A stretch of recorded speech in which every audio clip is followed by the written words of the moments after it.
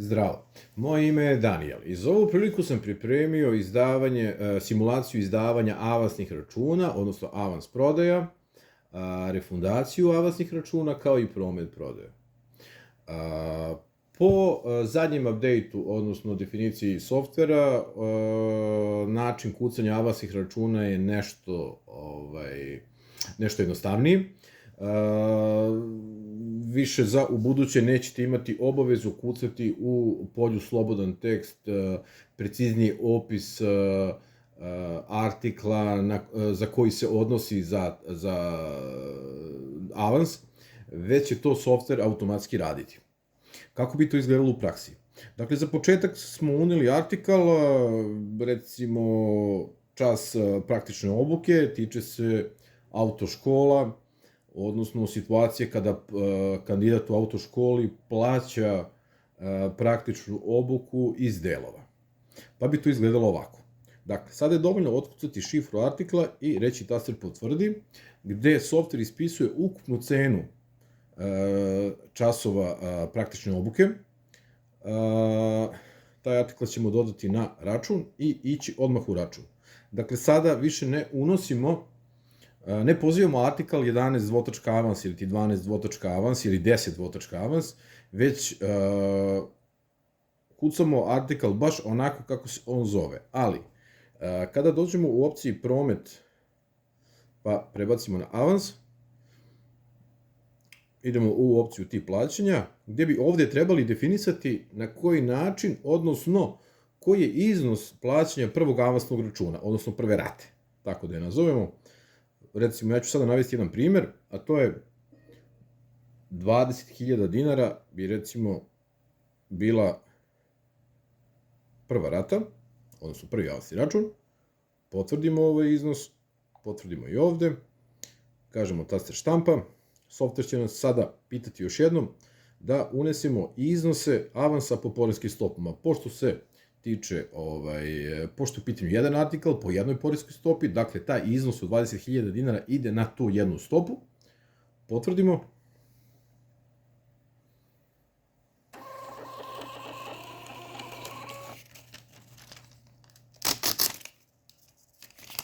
I dobit ćemo prvi avansni račun, gde sada, kao što vidite, u polju naziv i dalje stoji opis koji se zove avans, a u polju slobodan tekst stoji u stvari tačan naziv tog artikla ili ti usluge i ukupna vrednost.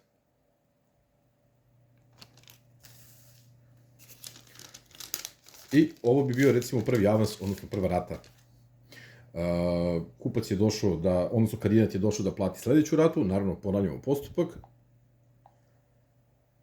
Kažemo dodaj na račun, idemo u račun, s tim što sada, takođe ovde prebacujemo da je u pitanju avans prodaja, s tim što sada moramo otići u detalje računa i ovde u referentnom broju se kao i u prethodnom slučaju pozivamo na referentni broj prethodnog avansa. U ovom slučaju referentni broj prethodnog avansa je 254. Potvrditi ga, ići u tip plaćanja i ovde navesti iznos, ukucati iznos, recimo, visine te druge rate, odnosno tog drugog avansnog računa. Prvi slučaj je bio 20.000 dinara, recimo da i ovaj iznos bude 20.000 dinara.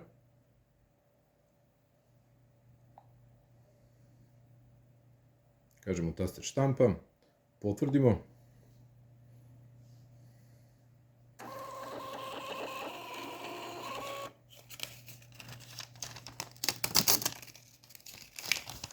I dobili smo i drugi avansni račun, koji se takođe zove avans, iznos 20.000 dinara i dole u dnu takođe stoji precizniji opis o kom artiklu se radi. Dakle, imamo dva avansna računa. Sada je potrebno, recimo, uraditi refundaciju od dva avansna računa, jer će kandidat doći, platiti ostatak do ukupne cifre i zatražiti konačni račun. To radimo na sledeći način. Pozovemo isti artikl, kažemo dodaj na račun, idemo u račun, ovde ćemo birati avans, a ovde biramo refundaciju. Idemo u detalje računa. U referentnom broju se pozivamo na prethodni avans, odnosno na zadnji avans u ovom nizu. On nosi broj 255. Pozvaćemo se i na tačno vreme.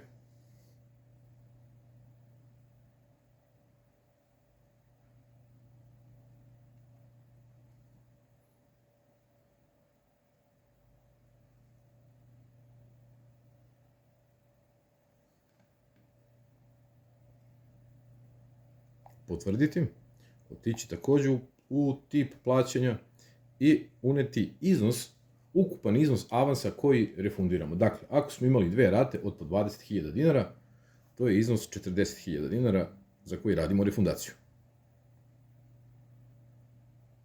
Potvrdimo iznos. Potvrdimo još jednom.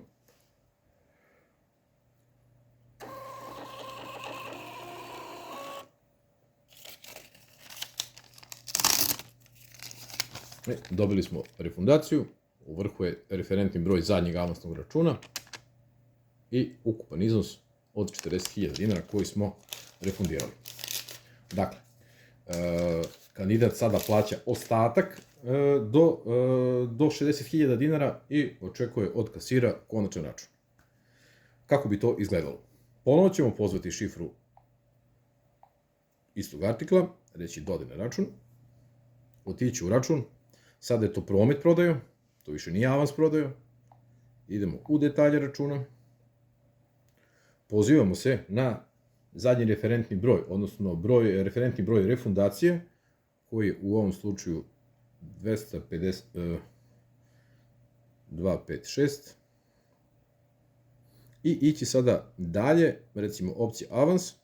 Kaže, plaćeno je avansom, mi imamo dva avansna računa, koji ukupno iznose 40.000 dinara.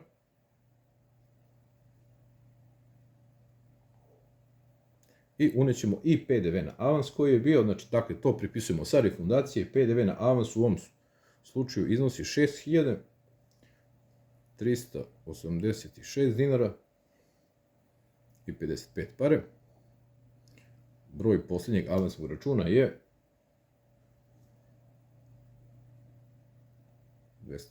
255, potvrdimo i idemo u tip plaćanja. Dakle, ako smo imali dva računa od po 20.000 dinara, to je 40.000 dinara, mi sada recimo možemo uneti da je kupac platio 15.000 dinara gotovinom i jedan ček od 5.000 dinara. Dakle, ovo je recimo situacija kad imate i kombinovano plaćanje. Potvrdimo. Zatražimo štampu.